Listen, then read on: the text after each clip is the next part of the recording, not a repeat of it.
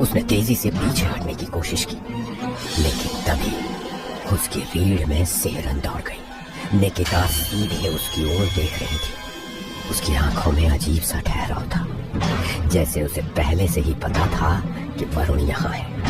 अरे डर क्यों रहे हो? मैं तो बस स्टडी कर रही थी। वरुण की आंखें चौड़ी हो गई, उसकी सांसें तेज चलने लगी। स्टडी, उसने मन में दोहराया। आधी रात को इस वीरान बंगले में मोमबत्तियों और अजीब मंत्रों के बीच उसका दिमाग उसे वहां से भागने के लिए कह रहा था। वो तेजी से कमरे से हटकर अपने कमरे की ओर भागा। दरवाजा खोलकर वो अंदर आया और झटके से उसे बंद कर दिया। चंदना पहले ही बाहर आ चुकी थी। वरुण की हालत देखकर वो परेशान हो गई। क्या हुआ वरुण, इतने घबराए हुए क्यों हो? वरुण डर के मारे चंदना को गले लगाता है। वो कुछ कहने ही वाला था कि चंदना के स्वर में अचानक बदलाव आ गया। उसकी आवाज पहले जैसी नहीं रही थी। अब वो ठंडी, गहरी और उसमें एक अजीब सा कंपन था।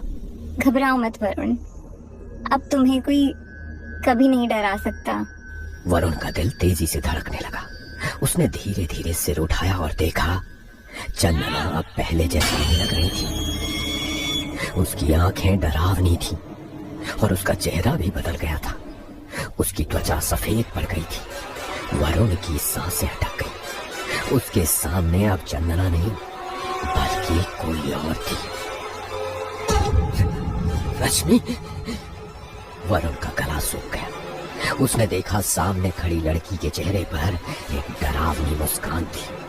हाँ वरुण, मैं रश्मि 4 महीने से इसी रात का इंतजार कर रही थी। चंदना का रूप लेकर आई हूँ। याद है, इसी बंगले में तुमने मुझसे संबंध बनाए थे और फिर मुझे मार डाला था।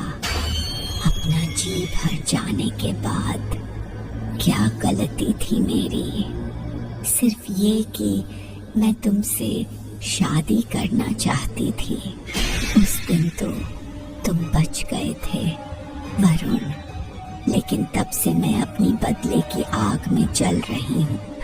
आज मैं तुम्हें नहीं छोड़ूंगी।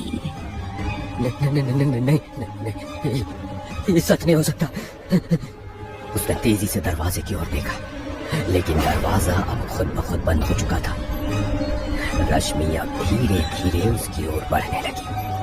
उसकी आंखें अब पूरी तरह खून जैसी लाल हो चुकी थी। आज मैं तुम